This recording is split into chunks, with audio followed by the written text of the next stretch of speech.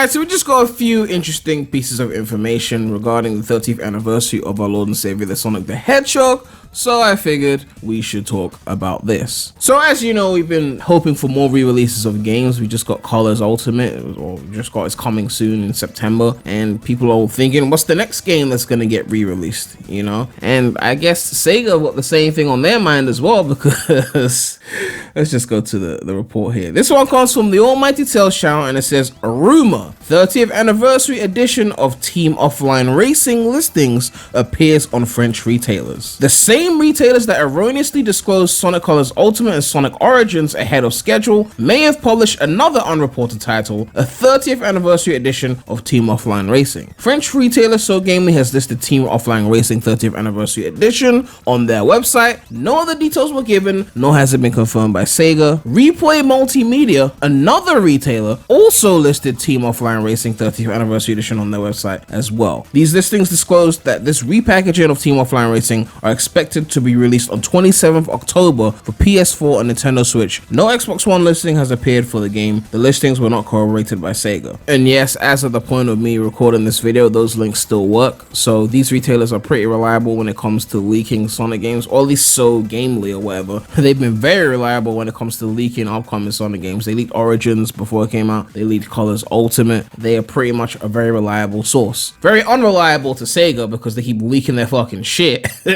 I don't know how they haven't been reprimanded yet or been, you know, banned from getting games early or some shit. I don't know, but clearly there's an issue here that's not getting solved. I mean, I'm fine with it, keep leaking the shit, but I'm just saying. At the end of the day, what does this mean for the 30th anniversary of Sonic? I mean, listen, Team Offline Racing, it's an okay game, nothing special about it. It got washed by CTR like a week after the game came out, and yeah, they didn't really fix the online. Game level design was, or track design was pretty basic because the Zuko wanted it to be nice and easy so that kids could play it. It's not the greatest game.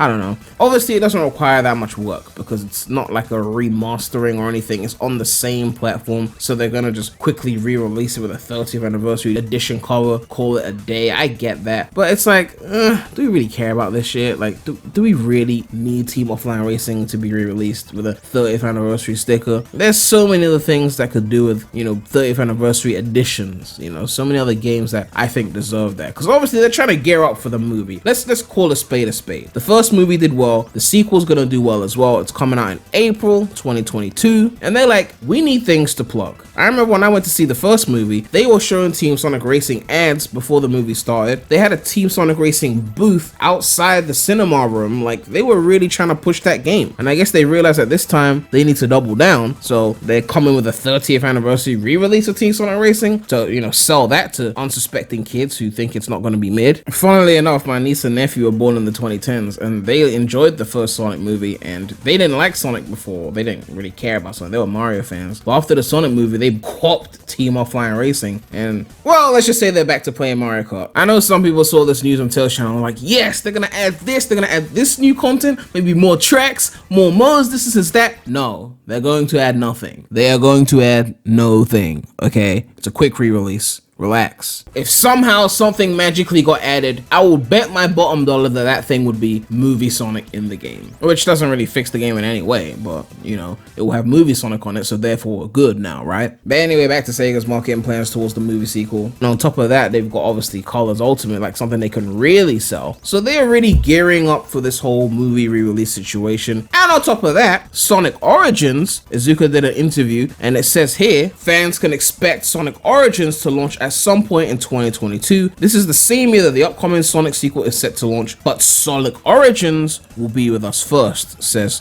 Takashi Iizuka. So in their mind, they're like, we've got everything stacked up. We've got the 2D game coming, which is Sonic Origins. All the classic games are in there. We've got Colors Ultimate for the modern 2D game, and then we've got Team Sonic Racing for the spin-off. We are set. We got everything, you know, and they'll make their money that they need to make, is what it is. I just really hope that they actually get to remastering and porting some shit that we actually love. You know, like, I'm sorry, like, I mean, obviously colors, people love colors, whatever, but like, I'm just waiting for the point where they actually throw us 2000s fans a bone. Like, we're getting the 90s re-releases, we're getting the 2010s re-releases. Cool, it's nice, okay. But when are the 2000s fans gonna get our bone? When are we gonna hear Azuka say, like, we would like to port Unleashed? You know, even just saying it, like, would be something nice to hear, that they actually give a fuck about that decade that they've been trying so hard to forget for so long. It'd be nice to just know that somewhere in that building, that Sonic team or Sega building, someone wants to port something from the 2000s, you know, maybe an Advanced Trilogy re-release, you know, that would work nice on the Switch, especially with the Switch OLED model coming out. That's gonna be lit. I would love to play the Advanced Trilogy on the Switch OLED. Rush remastered, get it to run in widescreen on one screen, like, that would be really nice. I would love to play Rush. Like, that had some of the best special stages in the series, some of my favorite boost levels, some of my favorite levels of all time, like, in Rush. Like, advanced games, Rush game, like, Riders would be a nice game to port as well. Like, so many great, like, games that they could be porting, and it's like, how long do we have to wait before we get a bone? That's all I'm saying. Like, how long the 2000s fans have to wait before we finally get, like, seriously acknowledged? I don't mean a reference in a symphony or something like that. I mean, like, actual, like, here's something that you guys want, you know? PS5, Series X are brand new consoles, relatively brand new, so now is the time to be porting some shit, right? If you're not doing Adventure remakes, which it feels like they're not at this point, now is the time to give us Adventure era re-releases. I want to see Adventure 1, 2, I mean, Adventure 1's 98, but you know what I mean. I want to see Adventure 1, 2, Heroes, getting some kind of 4K 60 FPS port on PS5, Series X, you know, like an Adventure era trilogy pack or whatever. Like, do you know what I mean? Like, I would have preferred the remake, new voice cast aside, I would have preferred the remake, but like, at the end of the day, if they're not gonna do that, at least hit us with some 4K ports. Do you know what I mean? Like, I made a whole video on Sonic Unleashed Remastered and like the thoughts and how I would do it, and maybe Unleashed will get done, but it's gonna be quite a while, I think, before Unleashed gets done. If they don't want to just straight port it and they want to do this whole ultimate thing so they could charge a bit more money, then it's definitely gonna be a while, because Colors has to get done first. We'll see how that sells, how that's reviewed. If it sells well, regardless of how it's reviewed, I guess if it sells well, they're gonna keep going, right? But naturally, I believe that if Colors does well, Izuka's gonna go Gens next, let's be real. So that could be another 2, 3, 4 years before they decide to do another re-release and we get Gens. They're probably not going to do Lost World. That got a Steam port. Like, they weren't too proud of Lost World. They're not going to do Rise of the Lyric. Forces might get re-released. I don't know. At this point, it'll be like 4 or 5 years in the future. Maybe Forces get released. But I would assume that after Gens, they'll probably be looking at Unleashed. So it could be 6 to 8 years. I don't know. If they want to go the ultimate route, it's probably going to be that long. If they want to do a straight port, it could be quicker. I'm just saying, like, how long must we wait before we get our bone is all I'm saying. Like, objectively, the 2000s had the most releases for Sonic.